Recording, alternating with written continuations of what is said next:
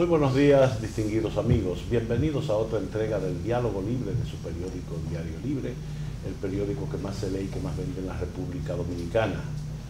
Ante el misterio de la Semana Santa, de la pasión, muerte y resurrección de nuestro Señor Jesucristo, la fecha clave en la era cristiana, hemos convocado hoy a este Diálogo Libre al obispo auxiliar de Santo Domingo, Monseñor Faustino Burgos Brisman, con quien vamos a conversar de este misterio que ha traído a miles de millones de personas en la historia de la humanidad. Monseñor Burgos Brisman, está encargado de todo lo que es la parte que termina en Pedro Brán, por ahí, Alcarrizos. Colindo con Villa Altagracia. Colinda con Villa Altagracia. Desde Herrera hasta Villa Altagracia. Exactamente. Excluyendo Villa Altagracia. Es una diócesis auxiliar de casi 1 millón de personas. Sí. De casi 1 millón de personas, y por supuesto, como obispo tiene la responsabilidad de manejar todo el personal de sacerdotes, monjas, colaboradores, diáconos, etcétera, que participan en el proceso de evangelización de toda esa zona. Con él vamos a hablar en esta Semana Santa de ese gran misterio religioso que el pueblo dominicano sigue con gran interés. Así es que damos la más cordial bienvenida a Monseñor Faustino Burgos Brisman, con nuestro agradecimiento por haber aceptado esta invitación. Muchas gracias, don Adriano. Muchas gracias a misa. ¿Qué es lo que la gente tiene que quedarse? Si usted dijera, tengo que quedarme con algo de este misterio de la pasión, muerte y resurrección de Cristo, ¿con qué debo quedarme yo? Primero, buenos días a todos, gracias por la invitación y por esta oportunidad que se me brinda para poder también así compartir lo que es fundamental en la vida de nuestra fe cristiana. Si de algo tenemos que quedarnos es con el gozo y la alegría de que tenemos vida y vida en abundancia, porque el misterio de la muerte y resurrección de Cristo lo que nos trae es la vida y la vida en abundancia, el gozo y la alegría. Con eso tendríamos que quedarnos. Fíjense que toda la Cuaresma nos venimos preparando para celebrar este misterio que es lo fundamental. Y a partir de la celebración de este misterio, la muerte, pasión, muerte y resurrección de nuestro Señor Jesucristo, se articula todo lo que son las celebraciones a lo largo del año. Entonces lo primero y lo central es el misterio pascual. Y de ahí lo que va hacia adelante, digamos, y lo que podemos mirar hacia atrás. Entonces se articula todo el año y por eso tenemos nosotros el inicio del año cristiano es en el tiempo del Adviento, en el cual con 4 semanas se nos prepara, se nos invita a prepararnos al misterio de la encarnación.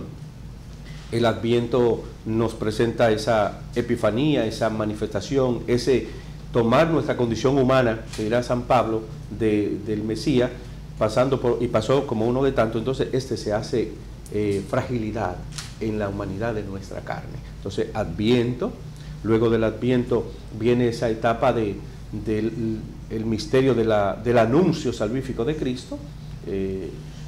Caemos en el tiempo de Cuaresma, que nos va a preparar al misterio que vamos a celebrar ahora en la Semana Mayor.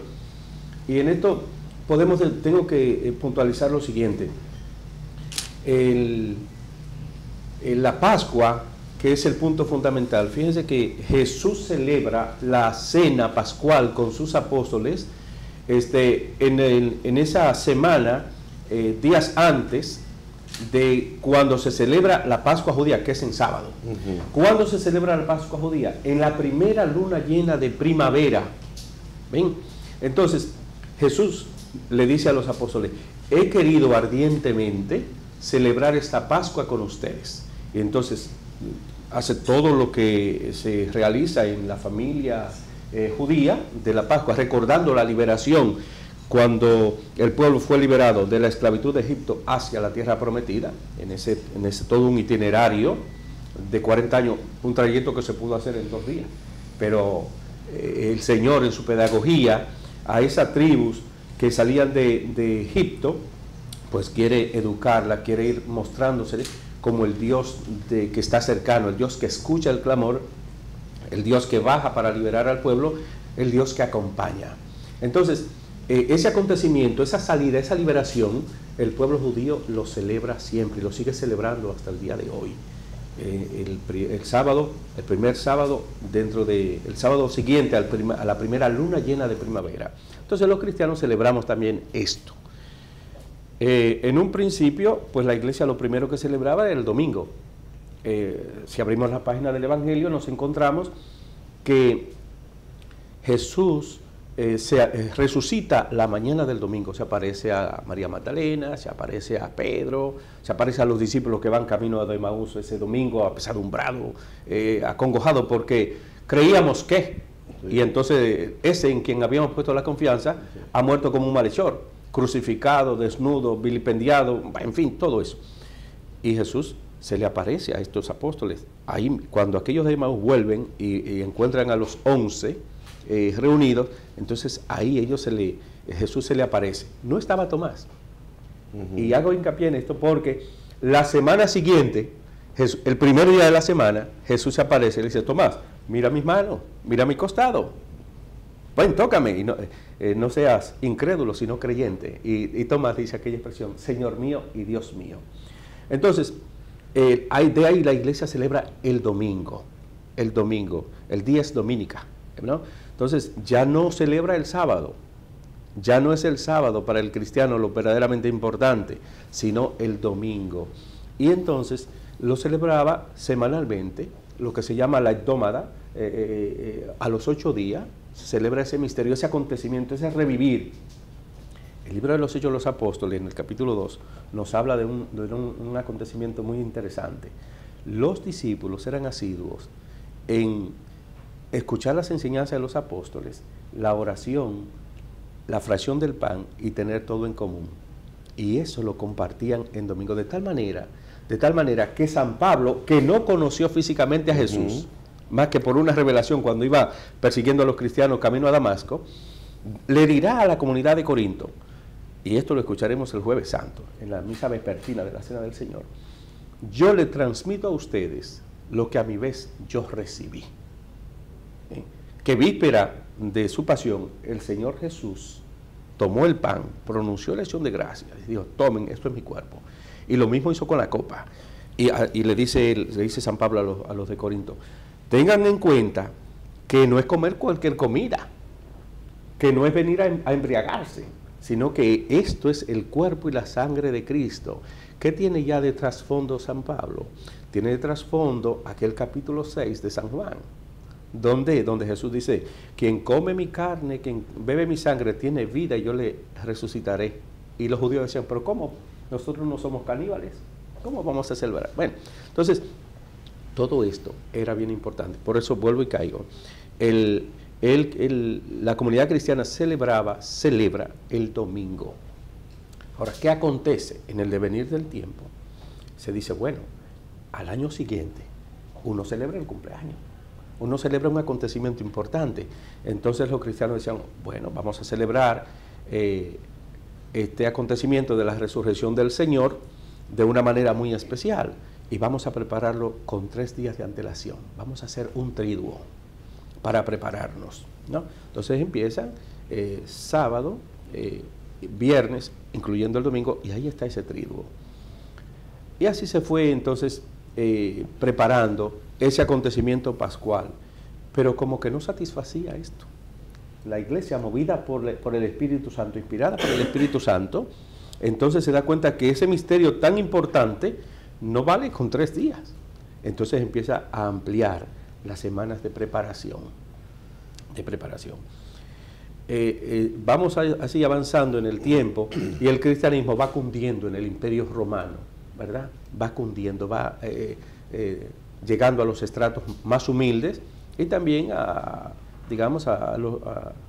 la alta sociedad, de tal manera que todos conocemos del año 313 la paz de Constantino, ¿no? Y ya tenía luz verde el cristianismo para eso.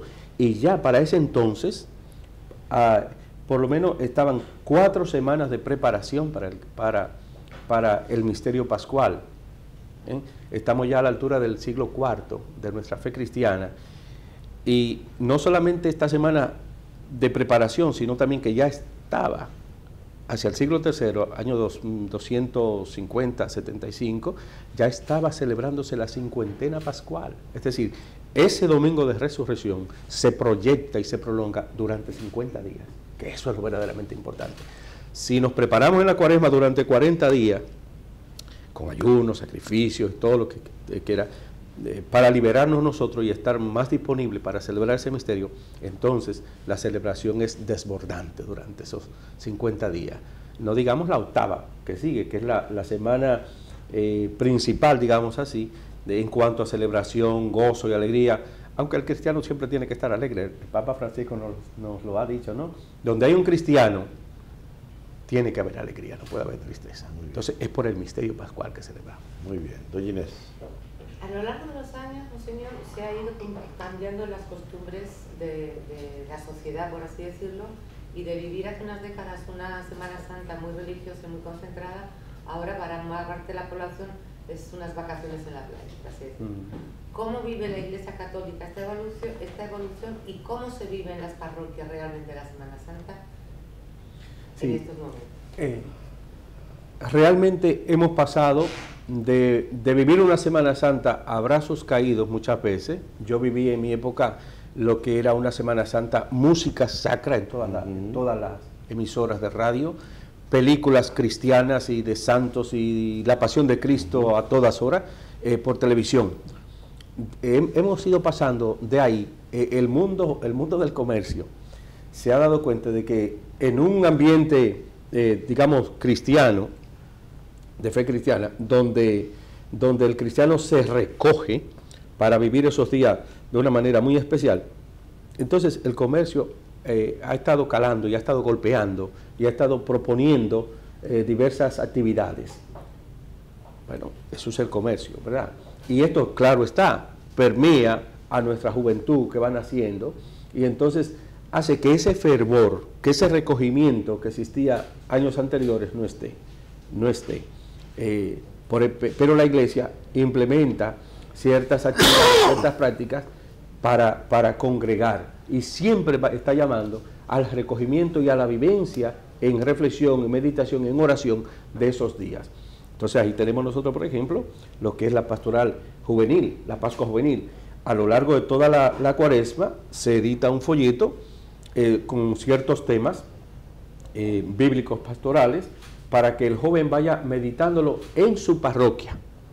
Y cada parroquia, y en este caso cada vicaría, tiene luego una concentración durante el triduo pascual, jueves en la tarde, viernes, sábado, para celebrar el domingo de la resurrección del Señor con los jóvenes. Está también el proyecto que abarca toda la familia, Yo Me Quedo. ¿Por qué? Porque la gente ahora, de un tiempo acá, se va a la playa. Yo recuerdo que, no sé si alguno de ustedes, no íbamos al río. Todos somos muy jóvenes. Bueno, más o menos, ¿verdad? No vayas al río porque te vuelve pez. Sí. Le decían los papás a uno, no corte un palo porque va a botar sangre. Sí. No, eran esos detalles que habían y la leña en el campo se picaba hasta el miércoles santo. Sí. No se picaba ni el jueves ni el viernes. ¿Por qué? Porque eso era maltratar a Jesús. Claro, eran costumbres que nos decían nuestros mayores para que nosotros, era la manera de explicar ello, cómo debíamos vivir ese tiempo, ese momento de recogimiento. Bueno, pues entonces hoy la Iglesia implementa esto, a través de la pastoral juvenil, a través de la pastoral familiar, buscando que todos nos congreguemos. El que quiera irse a la playa, que se vaya, pero sepa que eso no es lo que la Iglesia propone. La Iglesia propone que te integres en tu parroquia, en tu comunidad, para vivir ese misterio. Lee la palabra de Dios, escucha las meditaciones que ahí se te proponen, procura mirarte interiormente, porque de eso se trata, de hacer una conversión profunda.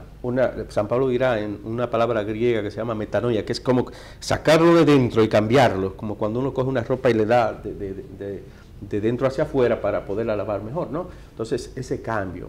¿Por qué? Porque nos hemos venido preparando en la cuaresma que siempre ha tenido un sentido bautismal para bautizarse, aquellos que se han ido preparando, y también un sentido penitencial, que es la conversión, que es el arrepentimiento, para poder así celebrar el misterio. Entonces, la Iglesia siempre va a pedir el recogimiento, el asistir a tu comunidad parroquial, ¿ve?, para que vivas en comunidad ese misterio, para que te sumerjas en el misterio de la muerte de Cristo y puedas así resucitar con Él. Yo tengo la impresión de que en Cuaresma muchísima gente está yendo a la iglesia. Hubo como un reflujo. Antes iba la gente porque era obligado, entre comillas, la costumbre.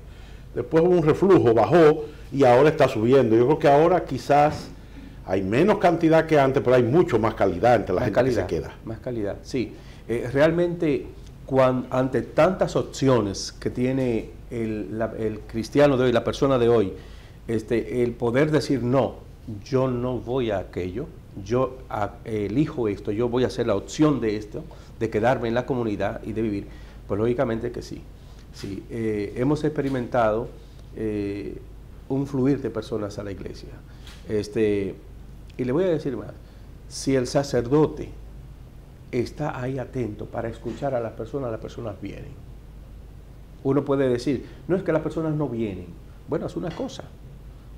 Tómate 3 o 4 personas de la comunidad, de las doñitas que vienen ahí, de los jóvenes que vienen ahí, y camina por el barrio con ellos. Acércate a ellos, escúchale.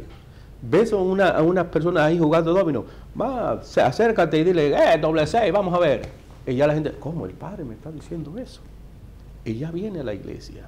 Maneras sencillas, pero que son directas. Entonces, ciertamente, hay un reflujo de personas que vienen a la iglesia, que están llegando a la iglesia y que se quedan en la iglesia y que buscan, porque tienen la necesidad hoy día. Con tanto ruido que hay en nuestra sociedad de hoy, las personas necesitan un espacio de intimidad, de silencio, de compartir, de sentirse acogidos realmente.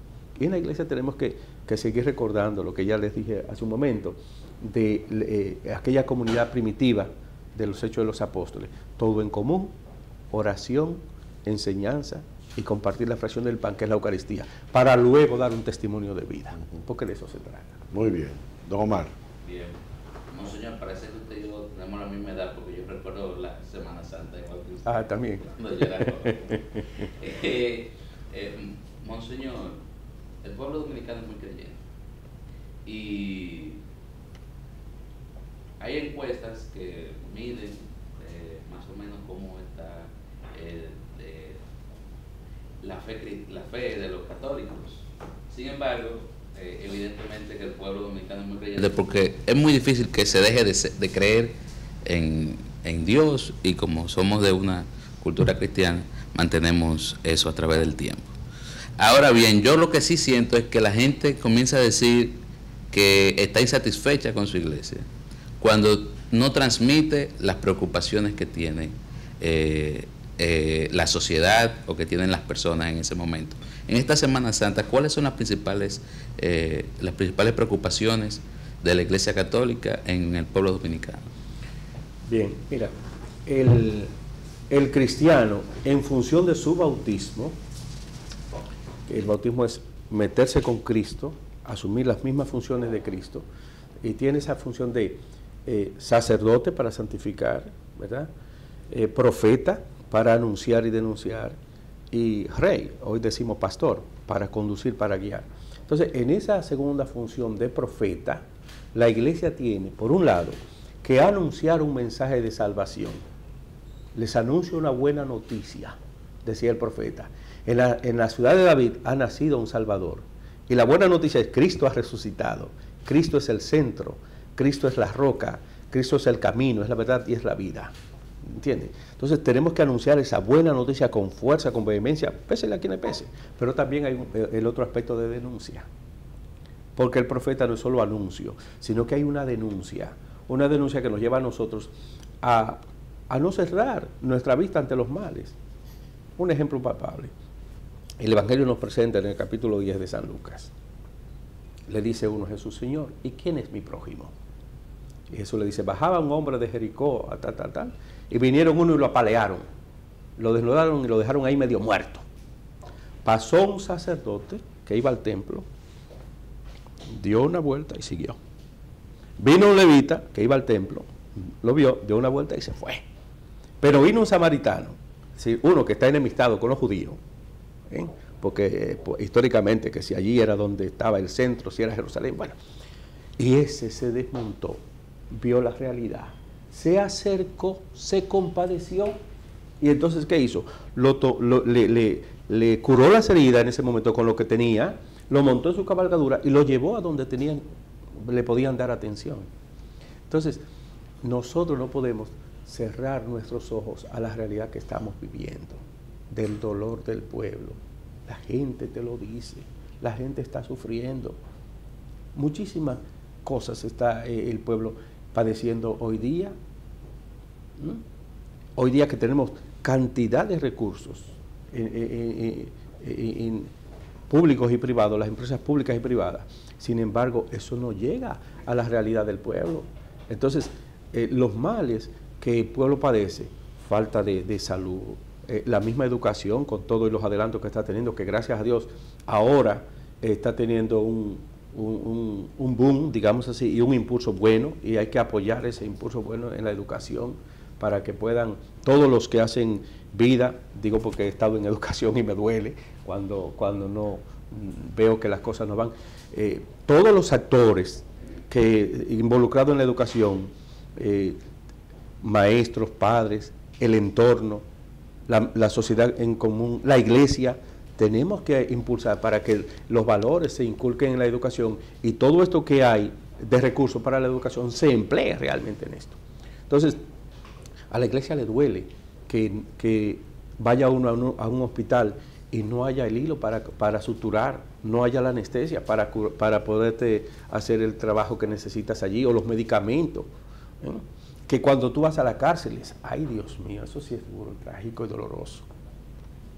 El hacinamiento en que se vive. ¿Usted quiere creer que un preso tenga que vivir, amanecer una noche amarrado, porque no tiene dónde dormir, porque todo el espacio está lleno de reclusos? De internos, porque ahora ya no se puede decir recursos. Internos.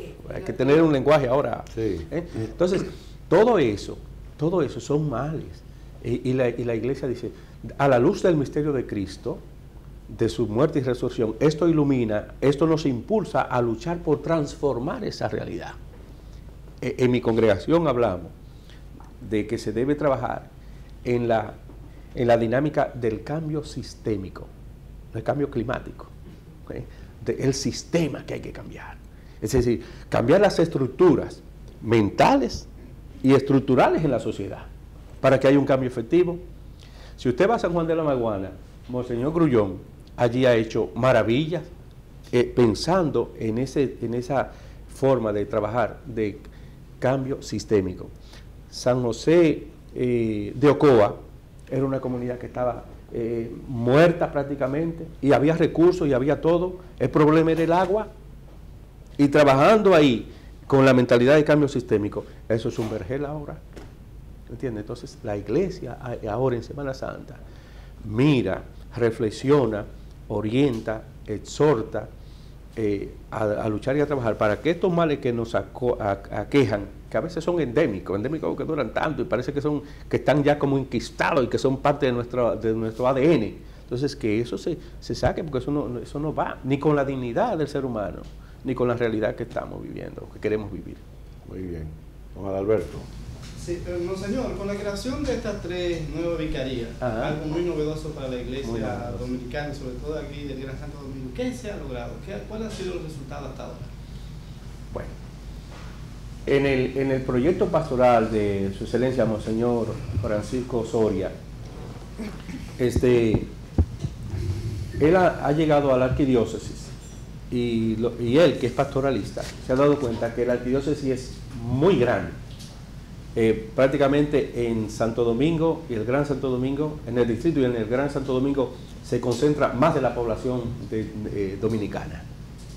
Entonces dicen, no, si una diócesis, voy a poner por ejemplo, desconozco el número poblacional de Puerto Plata, que tenga, ¿cuánto? 800,000 habitantes.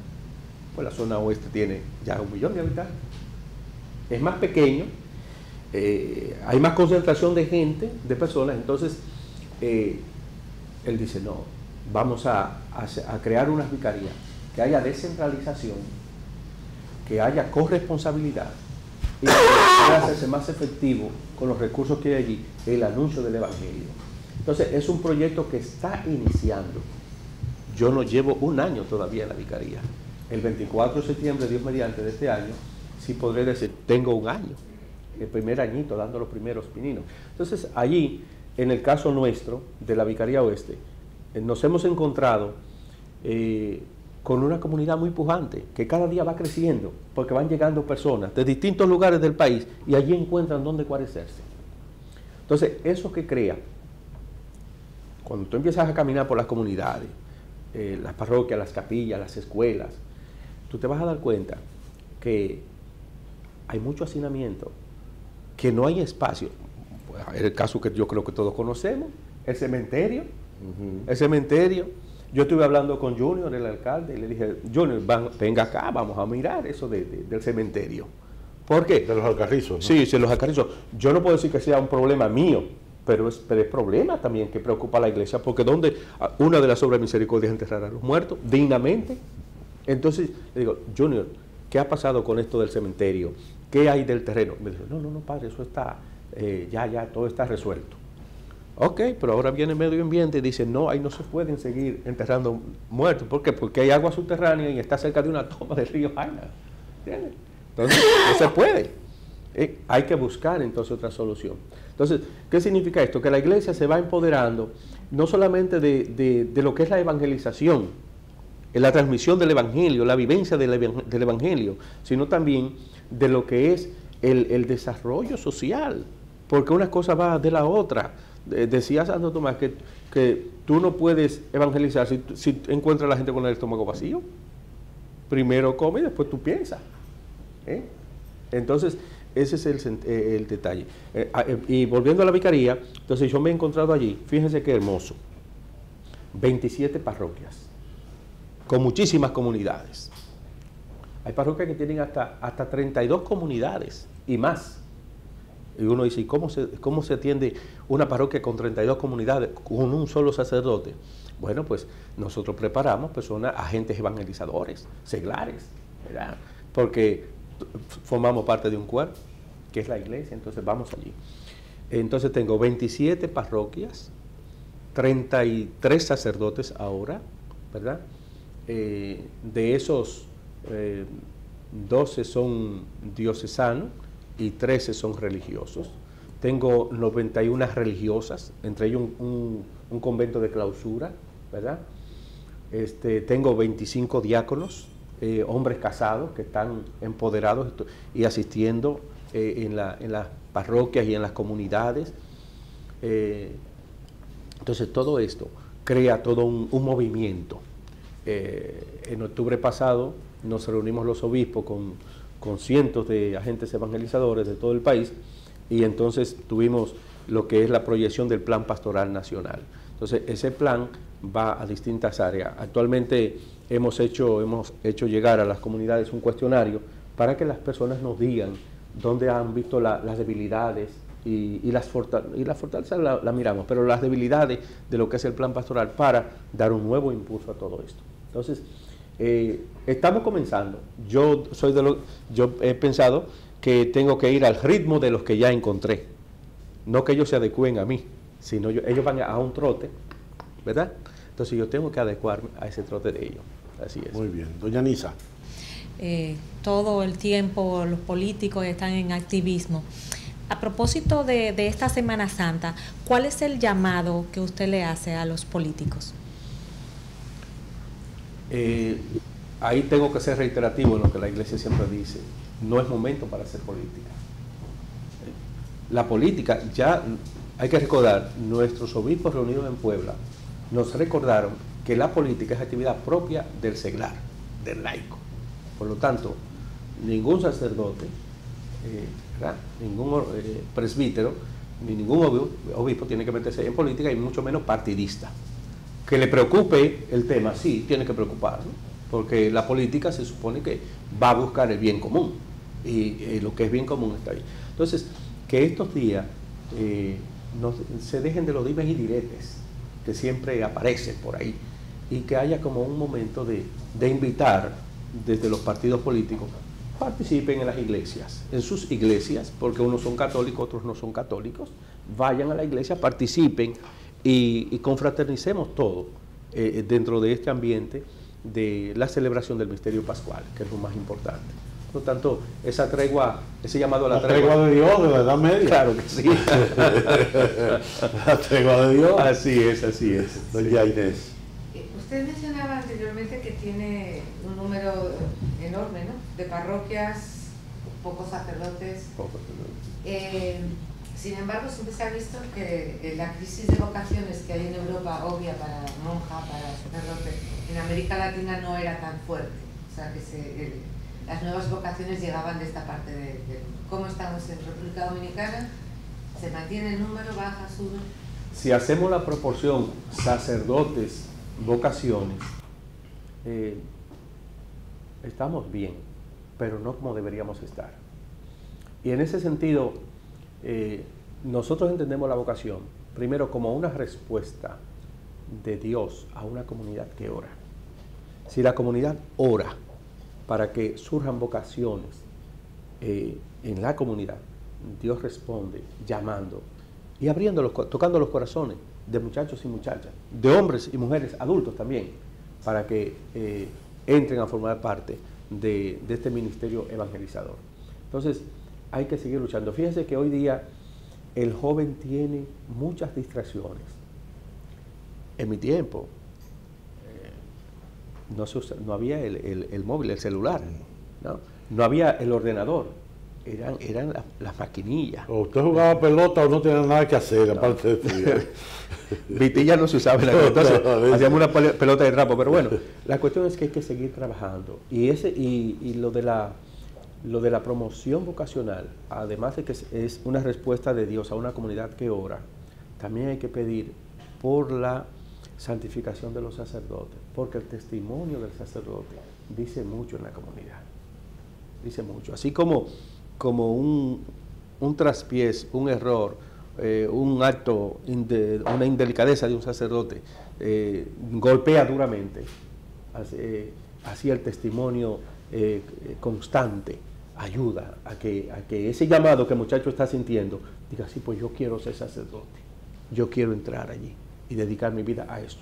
También tenemos que presentar lo que es la realidad de la vida sacerdotal, porque a veces se ve al sacerdote que anda en una buena camioneta, que tiene una buena casa, pero también hay un momento que es sacrificado. Yo le puedo decir que yo me he encontrado con cohermanos sacerdotes en mi vicaría que realmente no tienen para llevarse el pan a la boca.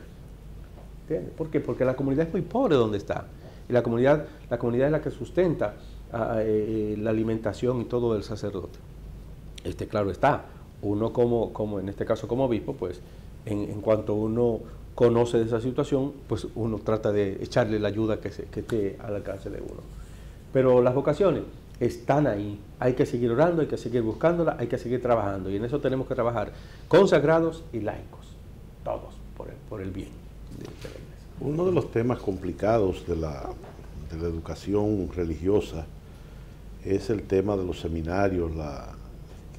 Alguien atribuye a los tantos problemas que está teniendo la Iglesia con este tipo de indelicadezas al problema de usted tener 50 o 60 muchachos de 16, 17 años trancados en un solo lugar, quemando energías ahí.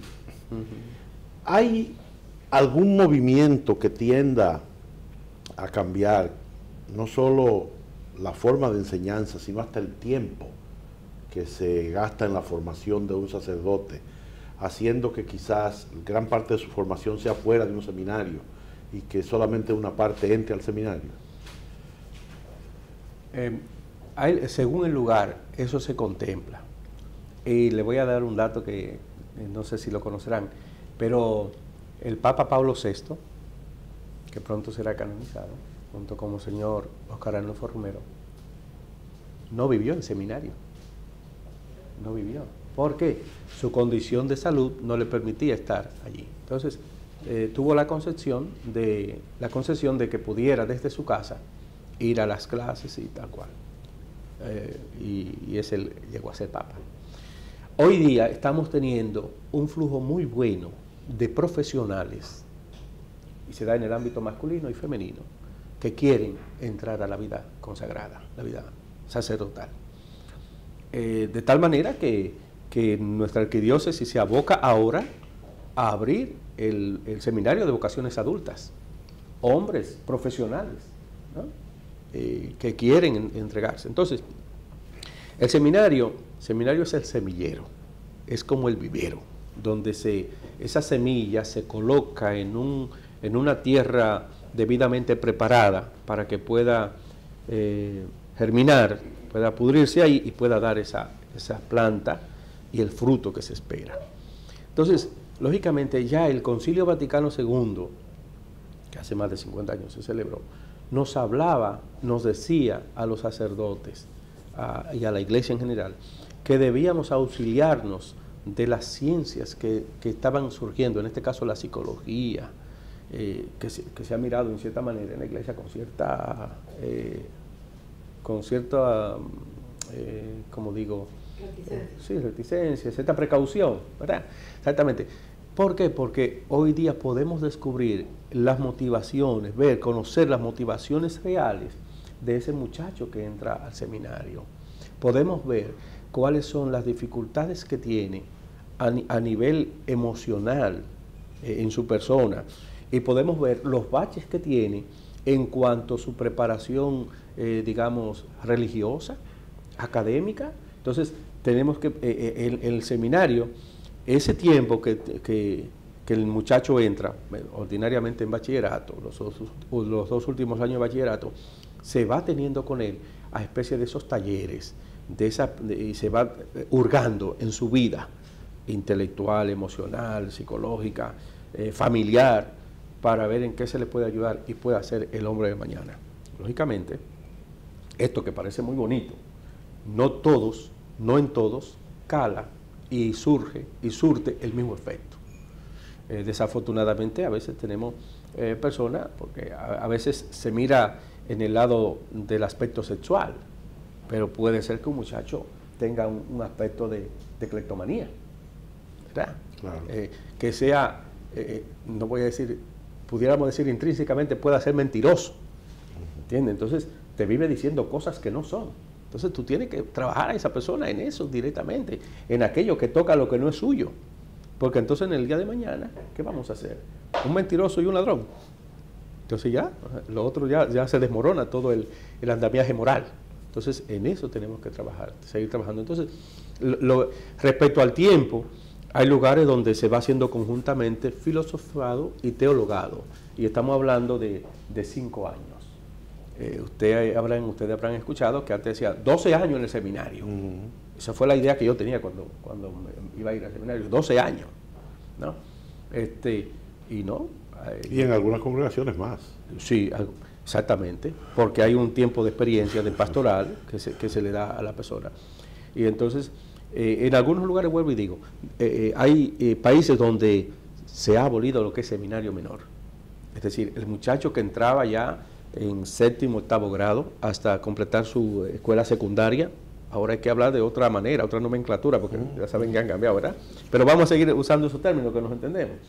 Desde 7º hasta escuela secundaria o bachillerato, y luego lo que es el aspecto universitario, que ya son los estudios propiamente dicho, humanidades y teologado. Eran muchos años, siguen siendo muchos años, pero son necesarios. Entonces hay lugares donde no tienen el seminario menor, sino que el muchacho haga la opción, una vez terminada su escuela superior, así como puede ingresar a la universidad, diga, no, yo quiero entrar al seminario. Lógicamente ha tenido un contacto con un sacerdote, ha ido a reuniones, ha participado en convivencia, en talleres, para clarificar todo esto. Y así como entran, también salen. Y no es que sea cosa de la vocación solamente, porque usted toca las puertas de las universidades y ve muchachos que entran a contabilidad o a medicina, y el semestre siguiente ya se están cambiando, están dejando, están abandonando, por las razones que fueran. Entonces, es parte de que no se ha hecho un buen discernimiento vocacional. Si no hay un buen discernimiento vocacional, entonces ese edificio se desmorona, no puede subir los pisos que usted quiere. Entonces, eso es importante. Había tradición en lugares que tenían seminarios, por ejemplo, de pobreza, que mandaban a los muchachos al seminario era para que estudiaran y comieran. Realmente no había tanta vocación, ni había tantas cosas, era salvar a ese muchacho prácticamente. Y ahí encontramos nosotros, desafortunadamente, antitestimonio, un cura rabioso, una monja más. Bueno, las novelas desafortunadamente presentan más que a los padres a la monja con eso. Sí. Y no, las monjas son engendros de bondad, de ternura. Que haya algunas que tengan que ser, bueno, las que están en educación tienen que tener disciplina, porque los muchachos, si antes éramos traviesos, ahora son más. Entonces hay que tener disciplina. Eso es así. Muy bien. Don Omar. Bien. Monseñor, hubo una euforia cuando se anunció al Papa Francisco, latinoamericano. Se le veía como una persona quizá que no tenía esa una línea distinta a las anteriores. Pero ahora se han calmado las aguas. ¿Dónde uno puede percibir la influencia del Papa Francisco en la Iglesia Católica? Mira, el Papa Francisco, nosotros hemos tenido a un Juan Pablo II, que era un hombre que respiraba cercanía. Juan Pablo llegaba a un lugar y entonces llegaba y bueno, todo el mundo detrás de él. Llegamos con Benedicto, un hombre, un intelectual muy bueno, un teólogo consumado, que sabía decirte, eso es blanco, esto es negro, y punto.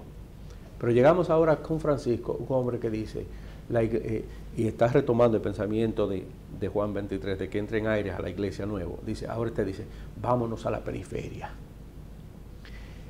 Cuando hablamos de periferia, ustedes saben que el mundo político habla mucho también de eso, y hay teorías políticas que van en torno a esto.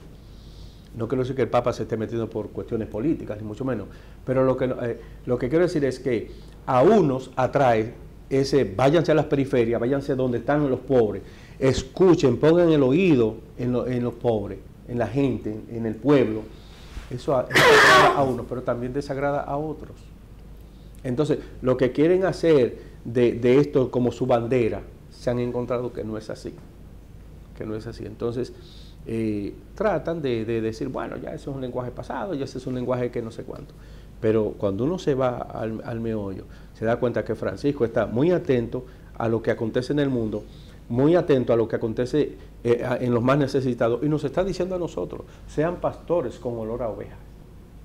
Sean pastores con olor a oveja. Es decir, que se mezclen allí, que no se vean ustedes allá y la gente acá debajo. No, somos de carne y hueso también, somos frágiles. Somos débiles y pecadores también. Entonces, en ese sentido, tenemos que estar cercanos. Y el Papa insiste desde el principio, oren por mí. Oren por mí, porque uno puede pensar, bueno, el Santo Padre ya está allá. Ese hombre no tiene ni siquiera el más mínimo contratiempo. Y no es así, somos humanos. Entonces, los medios muchas veces también, según le interese, tratan de decir, ahora está muy bien, ahora no está muy bien. Pero el Evangelio está ahí, el testimonio está ahí, y eso es lo que debemos ver. Él dijo que iba a ser un papado breve, quizás de 5 años. Ya los tiene prácticamente. Sí, ya tiene 5 años. Ya ahora, el 13 de este mes cumplió 5 años y el 19, 5 años de haber asumido como Papa. Sí, lo que pasa es que también... porque él es un hombre frágil, que además le falta... un pulmón y esas cosas.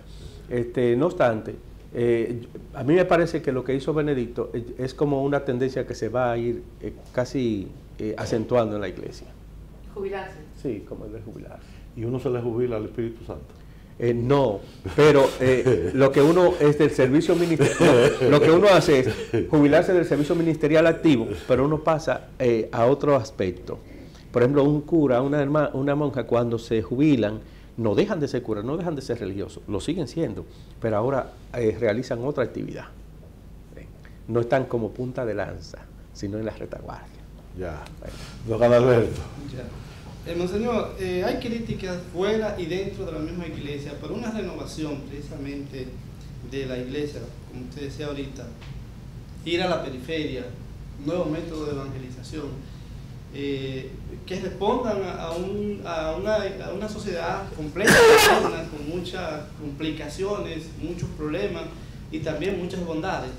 ¿Se contempla o ha contemplado el Plan Nacional de Pastoral un nuevo método de evangelización para atraer más gente a la iglesia? Y no solamente eso, sino acompañar a la gente en este largo proceso de la vida. No solo eso, no es que se contempla, es que lo estamos haciendo. Es que el plan pastoral ahora se centra, los que están, pero los que están alejados, vengan y formemos comunidad. Comunidad donde se escuche la palabra, se medite la palabra, se celebre la palabra y se comprometan con esa palabra. Porque si no, no tiene sentido. Es decir, si lo que tú dices creer, tú no lo manifiestas y tú no das un testimonio, entonces no tiene sentido. Por eso se está haciendo el esfuerzo de crear esas comunidades, de que sean comunidades vivas. Es decir, que la persona se sienta allí en el calor de la comunidad. Los dos de Emaús, que le explicaba yo, del capítulo 24 de San Lucas, se estaban alejando del centro, se estaban alejando de donde está el calor, que es la comunidad. Por eso, cuando Jesús hace la fracción del pan delante de ellos, se dan cuenta que Jesús desaparece y se devuelven sin obviar los peligros del camino hasta Jerusalén, y van y encuentran a los 11, y allí Jesús vuelve y se le aparece. Es decir, vuelven al calor de la comunidad. Entonces el plan pastoral procura eso, y es un plan que tiene su tiempo, y no quiere decir que eso se logre de la noche a la mañana. Actualmente estamos en la etapa de los retiros de espiritualidad, para que la gente se involucre en eso y mire por dónde vamos, hacia dónde queremos llegar, a formar esas comunidades vivas que puedan acoger, reflexionar, meditar, celebrar y transmitir la fe. Que haya un cambio profundo. Porque es doloroso en una sociedad que se llame cristiana y hayan tantos desmanes. Entonces, ¿qué pasó ahí? Sí. Por eso, ya Juan Pablo II decía que la evangelización tiene que ser nueva en sus métodos, ardor y en su expresión. Yo veía una imagen de San Domingo Sabio, por ejemplo, Santo Domingo Sabio, y yo me encandilaba viendo a aquel niñito, ensacadito, bien bonito, pero a lo mejor eso no le dice nada a un niñito hoy. Pero a mí me decía algo, ¿verdad? A lo mejor hoy tú pones uno, qué sé yo, al estilo Michael Jackson, o qué sé yo, pero de eso, o el caso de aquellas predicaciones que hacían mucho los dominicos en los años 50, que reunían en el parque, hablaban. Sí. Difícil ya reunir en el parque. Eso es muy difícil. Bueno, la manera que uno tiene ahora para reunirlo es, qué sé yo, cuando uno va a un lugar a evangelizar durante 15, 20, 30 días y hace una gran concentración como clausura. Eso sí se puede hacer una gran concentración. Y desde ya les informo, para la festividad del Corpus Christi vamos a procurar reunirnos todos como arquidiocesanos en la Plaza de la Bandera. Por el favor de Dios. Muy bien. Es una primicia. Muy bien. Doña Lisa. Monseñor, usted hablaba de las distracciones que tienen los jóvenes hoy día, mayormente por la tecnología. Sí. ¿Está utilizando la Iglesia Católica esta herramienta como una aliada para acercarse a los jóvenes? Sí, realmente. Nuestra Iglesia Dominicana tiene emisoras y tiene una planta televisora oficial aquí en la arquidiócesis, que es Televida y Vida 105.3, que nosotros tenemos. Y Radio ABC. Radio ABC y Viva, exactamente. Entonces, también tiene páginas, tiene una página, está en Twitter, en Instagram y todo esto, y hay mensajes. De tal manera que todos los programas en los que estamos involucrados, los obispos y sacerdotes, en Televida, en Radio ABC, usted lo puede escuchar también por las redes sociales. Y están ahí. La voz de los obispos, mensajes continuos que se están dando, el mensaje del señor arzobispo, la meditación de uno que otro sacerdote, todo eso está en las redes. Y los sacerdotes se envuelven en el Twitter y contestan a la parroquia, a los feligreses. Sí, hay algunos que sí, no es la mayoría, pero también tenemos... Hay muchos análogos. Tenemos también seglares que nos ayudan en ese parecer, porque también uno no tiene todo el tiempo para contestar toda la inmensidad de preguntas que le hacen. Los mensajes que uno quisiera leerlo, te hacen ya un resumen. Mira, estos han llegado, estas son las inquietudes que más se repiten, vamos a contestarlas. Sí, pero estamos ahí. Tenemos que hacer un esfuerzo mayor, porque realmente a veces le tenemos miedo a tanta tecnología y todas estas cosas. Entonces el miedo escénico frente a una cámara no es igual. Sí. A veces no estamos preparados para ello, pero estamos dando los pasos. Se nos ha acabado el tiempo, Monseñor Burgos. Quizás usted nos puede dar una última reflexión sobre la Semana Santa para el pueblo dominicano. Bien, recordar que en la Semana Mayor, la Semana Santa, celebramos el misterio principal de nuestra fe, lo que ilumina la vida y el ser del ser humano. Es el misterio de, por un lado, de sacrificio y de amor de Dios Padre manifestado en su Hijo Jesús. Y nos invita a todos a integrarnos, a sumergirnos con Él en este misterio de su muerte, para también resucitar con Él y vivir así y transmitir el gozo y la alegría de una vida plena, una vida en plenitud y en alegría. Muy bien, pues muchísimas gracias a Monseñor Faustino Burgos Bismar, obispo auxiliar de Santo Domingo, y por su participación en este diálogo libre. A todos ustedes, muchísimas gracias por la atención prestada y hasta un próximo diálogo libre. Disfruten esta Semana Santa en paz, alegría y tranquilidad. Buenos días.